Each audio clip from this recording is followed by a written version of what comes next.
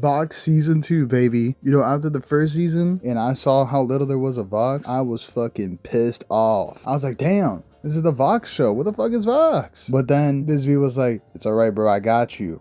And then she gave me what I wanted. Angel Dust and Drag. Wait, I just realized I should probably talk about the fucking show. Oh shit. So yeah, after a year-long fucking wait, we got Hazbin Hotel season twice, baby. I had very mixed feelings about season 1. The whole thing was on 2x speed, bro. Almost like my videos. I swear to God, the only reason people like those damn songs was because it was the only time we got a chance to breathe. Something that were pretty good, by the way. That finale, I don't know about that. They killed a goat, then they killed someone I don't even fucking remember whose name is. Alastor literally did fucking nothing and got hard carried by Nifty.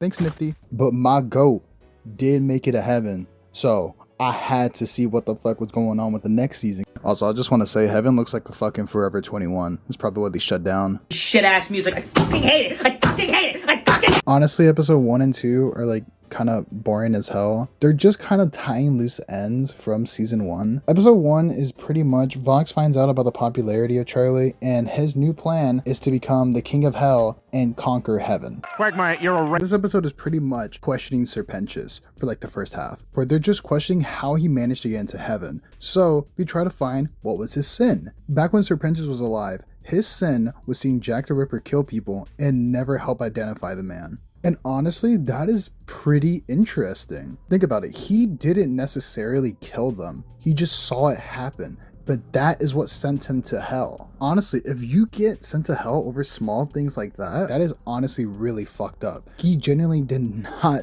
deserve to be there at all. I think the reason why Serpentius was in hell in the first place was because of his guilt. In a sense, you can blame Serpentius for the death of all those future women.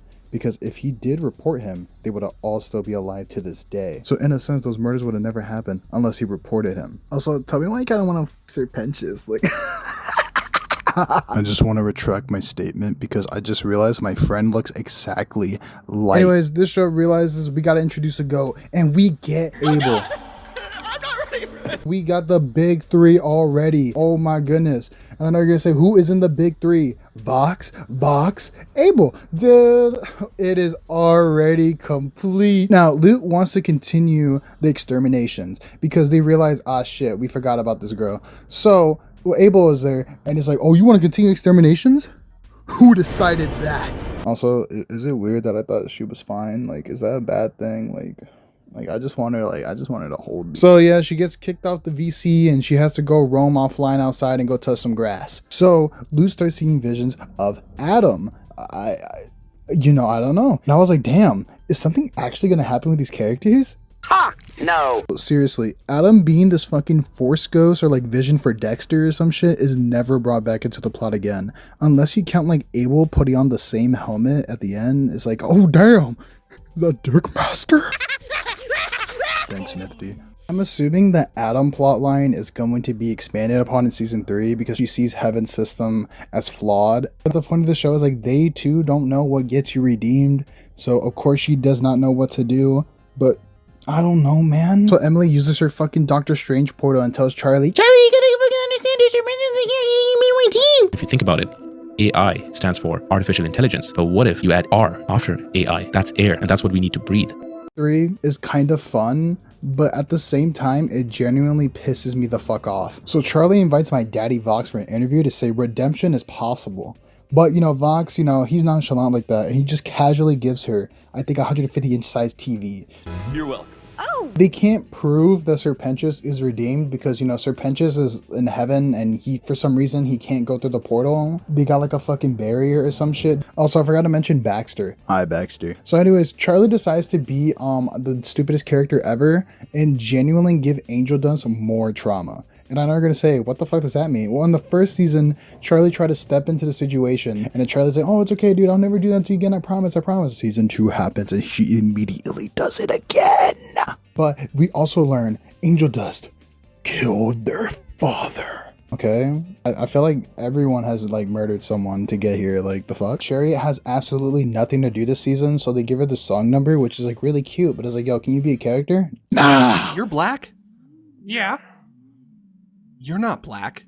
Yeah, I am. Episode 4 of Hazbin Hotel is, I shit you not, a fucking 10 out of 10. We finally get the Alastor episode. This dude has been on Fraud Watch for the entire year. So I was waiting to see what the cook will with his back.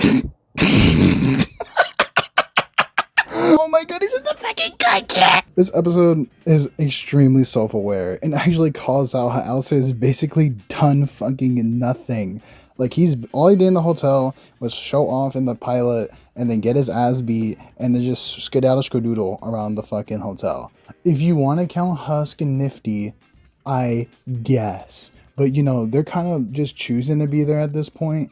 We also get this boring like subplot where like Charlie goes on live television to lie about Vox because, you know, Vox only tells the truth. Come on now, he could do no wrong. So after Lucifer literally rage baits him, Alastor just quits. Like he unironically just quits the hotel. Like, I'm not even doing a bit. He literally gave up. Like he retired. He's washed. But he goes visits Rosie and says like, yo, I just quit the hotel. And Rosie is obviously mad because like we learned she literally owns Alastor, as his deal with her was to make him the strongest sinner in hell.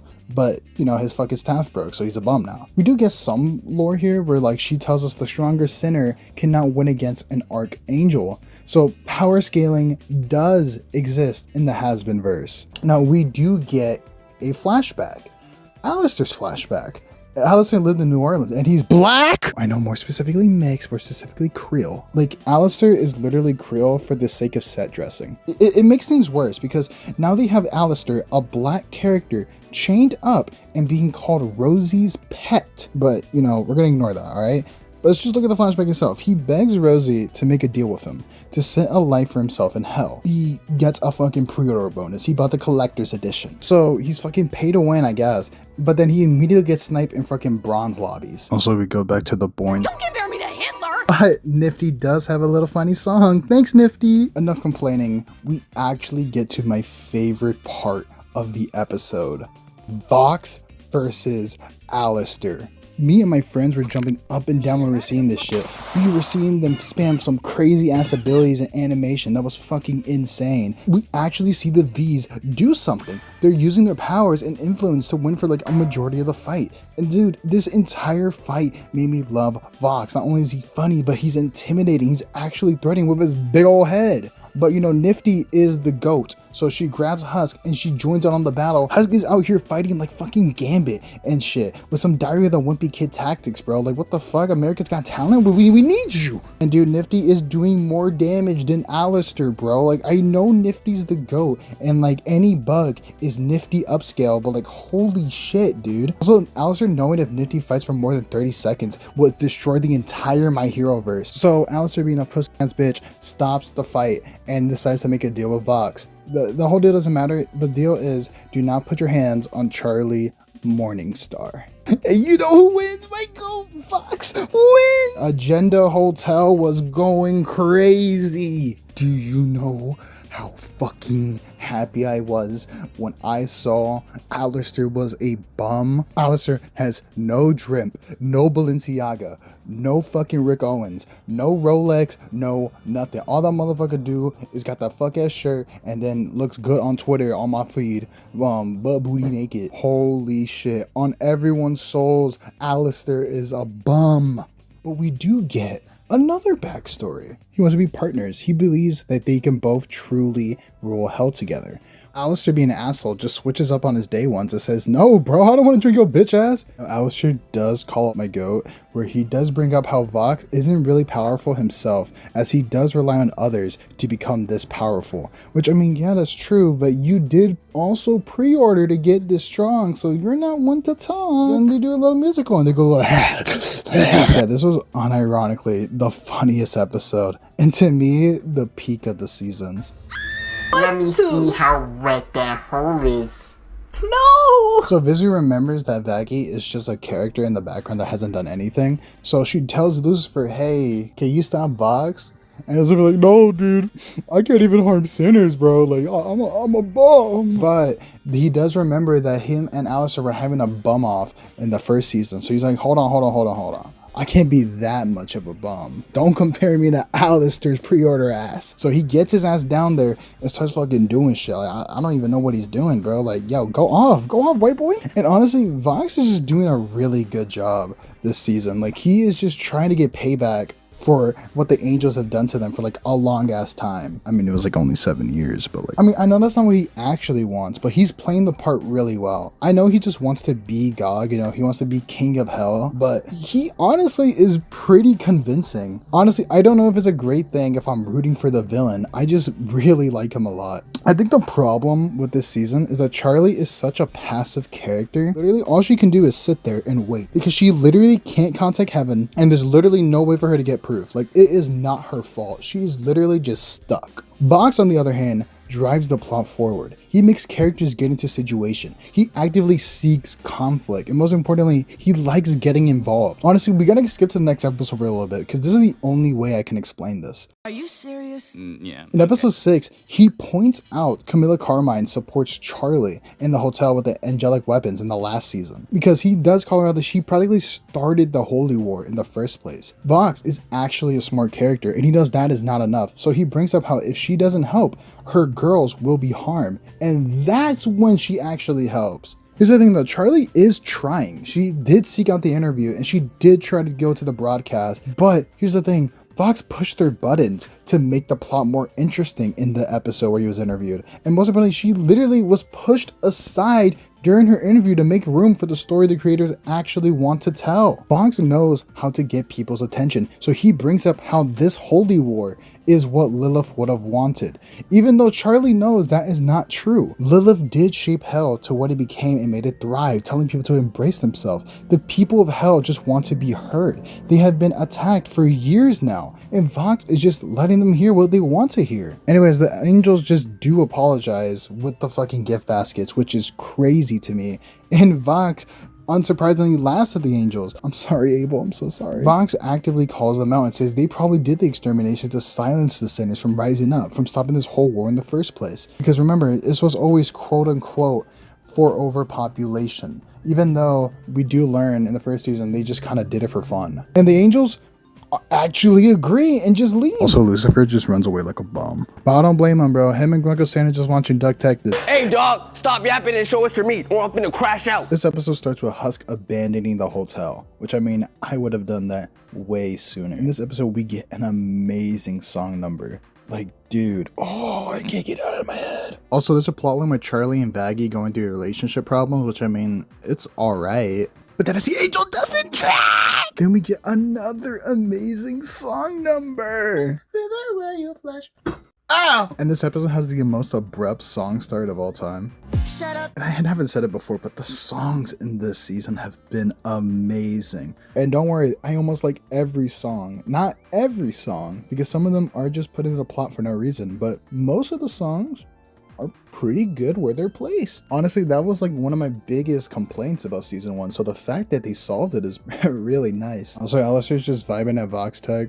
Don't worry about it. He's one of the girlies. But this episode realized, yo, this episode's too goated. We gotta add some more bullshit. Vox manipulated Angel Dust the whole time. But then we get another plot twist, which is pretty good actually. Vox uses the voice of Charlie to bring Lucifer towards him. Like, oh shit. I do understand the point of the angel dust twist. Vox did need a way to find out why Lucifer can't harm sinners, but like, we could use the fucking TV from episode 3. I did see they foreshadowed this in the Poison music video, so Vivzie, you get a point. Vengo de barrio, puta!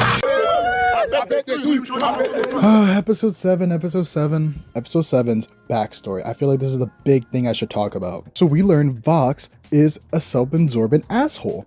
He is moving like King Von just to be #1 in the charts, #1 in the viewership, #1 in everything. So much so that he wants to rule the company, which is, I love that. Oh, I love that backstory so much. I just like a villain who is self-absorbed and is just hating for the sake of the game. Vox, you went from #1 to #1 again. Congratulations. I love that he gets so self-absorbed that when he is #1 at the top of everything, he decides this still isn't enough and he strives to go to hell. And not only that, he brings all of his followers with him. This man is a maniac and I absolutely love it. But I still have a problem. As good as this backstory is, It completely contradicts his last flashback. I don't even feel like these two are the same characters. You're telling me this manipulative asshole who will literally do anything and manipulate anyone to be number one at the top, all of a sudden is nice to Alastor? You could make the argument that this is the first time he's being genuine with someone, but I just don't see that ever. Episode 7's flashback fits 1-to-1 to the personalities we saw back in the season 1 episode. They were just cocky assholes trying to get number one in the airways, because remember, a radio versus TV, it was perfect. But then episode 4 had to muddy the waters and be like, oh, well, actually, there's a lot of more character depth they just don't realize. I know I was complimenting the scene back then, but now that I have this backstory, I don't ever want to associate with episode 4 ever again. I still do really like episode 4, by the way. I love it. Supposed to be for him, but you stole it. Stole that shit. That's what I do. Do not get that shit! Lucifer immediately gets captured and Alastor is still in the chair. So Vox brainwashes Angel Dust to support them, and then he destroys the pearly gates of heaven and everyone is freaking out except Luke's freaky ass. I come to make an announcement. Shadow the Hedgehog's a bitch-ass motherfucker. He pissed on my fucking wife. So the gang is freaking out and they realize, yo, wait, Baxter. Oh my god, dude. Tustada just slandered. You gotta do something. Let me lock in. Yo, Baxter already survived the bum allegations. He's going into the front lines. Then nothing else really happens. They just kind of sing for the rest of the episode. Would you rather get fucked by Hitler or Donald Trump? Ain't they the same person? Their plan is to broadcast through Penteus' Twitch stream from heaven, save Angel Dust, and stop the weapon. Vox also has a plan to have Charlie endorse him and the Holy War. Vaggie does nothing, by the way. So then we get more nifty upscale and she beats the shit out of Velvet. Oh my god. Not only that, but Husk takes all the budget again and beats the ever-living shit out of Valentino. You're so fucking funny. I am funny. Anyway. We do get to the big moment of the episode. Vox, with surprisingly the help of Alastor, makes him the strongest sinner in hell, even bringing back the deal Charlie and Alastor made back in season 1, leaving my jaw dropped, along with this. Oh my gosh! No! Alastor, being an absolute madman, actually pulls it off. He literally hits them with the 2-for-1 combo with ease. And then the show ruins it because they have to explain it like we're fucking 2-year-olds. So like, okay, dude. Then we got Alastor and Vox literally recreating the Shibuya incident. No, we get them recreating Gojo versus Sukuna before the anime. Now that I'm looking at it, Vox kind of looks like Sukuna. Alastor literally gets his ass beat, and Vox summons Maharaga on his ass. They're doing the same amount of damage like General Zod in fucking Conquest. Vox then reveals his true plan, along with his gains. You see them muscles? Vox is gonna take Alastor out along with everyone in the city. This motherfucker is gonna use a domain expansion. Vivzie realizes this is too peak, so she turns Vox into a fucking angry bird. But Lute is ready to throw down. She's ready to kill all these fucking bitches. But then Abel's like, yo, I'm the fucking GOAT. Get your ass back home. Shit, Goku. That's right, bitches. They use the power of friendship. Everyone, help me out. Freddy, you be Freddy. Chica, you be Chica. Nigga Golem, you take the pocket. Everyone, give me your energy. For Israel! Whoa! What the fuck? Oh snap, you're in hell? Oh wait, that actually makes sense. Alastor actually gets a 3-for-1 deal, where he makes Rosie fix his staff just to save everyone. I gotta retract my Alastor slander. This motherfucker is doing some crazy ass plays, even though he got beaten by a fucking shark. The day is saved, and unfortunately, Angel goes with Valentino because we gotta set up season 3. Emily did the gold armor Easter egg from Black Ops 6, and thankfully Baxter and Nifty are okay. And don't worry, I didn't forget about Lucifer, unlike Charlie. With everything back to the status quo, we are left with the final cliffhanger. Sydney, sweetie! And that's season 2. Compared to season 1, I had a lot of fun this season. So much so, I actually want to buy the merch of these characters. Mainly Vox. I'm glad Vivzie actually took the criticisms from last season, and instead of yelling at the haters on Twitter, she put all the effort into the art, making a really good season of television. I did see she is posting on Blue Sky again, so like, I don't know. But I had a lot of fun this season, and I'm actually excited for season 3. Hazbin Hotel season 2 has a lot of problems, but it actually improved its pacing, had pretty decent storylines, really good song numbers, really entertaining characters, but most importantly, I had a great time watching it, unlike season 1. Honestly, the score is going to be really high because of how much this show has improved. So, I'm giving season 2 a solid 7 out of 10. It's not perfect, but it's damn good. In conclusion, ASAP dropped the album.